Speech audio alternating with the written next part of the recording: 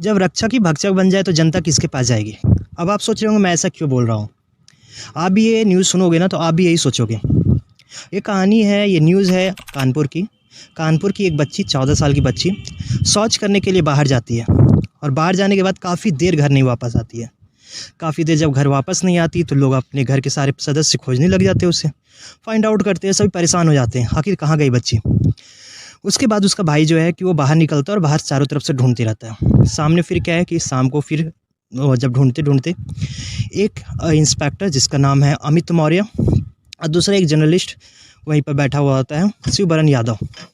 ये दोनों वहाँ बैठे होते, पूछते उससे क्या कि किसे खोज रहे हो। तो बोलता है उसके भाई कि मैं मेरी बहन नहीं मिल रही है, मैं उसे ही खोज रहा हूँ। फिर वो अपना फ़ोटो दिखाता है, इसे देखे हो क्या। तो बोलता है कि नहीं मैं नहीं जानता, उसका मैंने नहीं देखा। उसके बाद फिर क्या है काफ़ी देर खोजने के बाद भी नहीं मिलती और रात को फिर क्या वो बच्ची वापस घर आ जाती है। फिर उसे परिवार वाले सभी पूछते क्या कि तुम इतनी देर कहाँ थी, क्या कर रही थी। तो उसके बाद फिर वो जवाब देती है कि मैं सुबह शौच करने के लिए मैं बाहर गई थी। और बाहर गई थी तो फिर क्या है एक ब्लैक स्कॉर्पियो वो क्या करते हैं मेरे को उठा लेते उसमें। और उसके बाद क्या है कि मेरे साथ काफ़ी ज़्यादा बदसलूकी किया गया और मेरे साथ क्या है गया।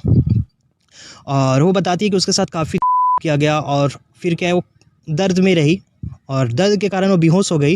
और जब बेहोश हो गई तो उसे क्या है कि रोड पे फेंक दिया गया। और रोड पे फेंक देने के बाद जब उसे होश आया तो फिर वो घर पहुंची।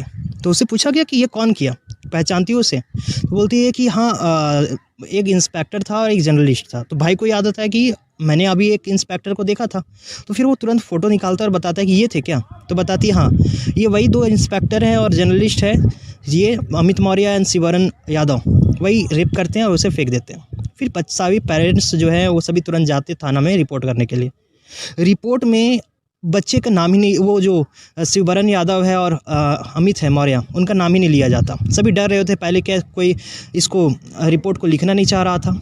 उसके बाद फिर आफ्टर क्या कि सोशल मीडिया पे काफ़ी ज़्यादा आउटरीच होने के बाद फिर क्या है इंटरवेंशन हो जाना, कमिश्नर के इंटरवेंशन के बाद इसे लिखा जाता है। लिखने के बाद फिर क्या होता है कि इसमें लिखा जाता है तो शिवबरन यादव का नाम तो लिखा जाता है लेकिन अमित मौर्य का नाम नहीं लिखा जाता है। तो और वो अमित और मौर्य भाग भी गया, वो छोड़ के कानपुर छोड़ के भाग भी गया है।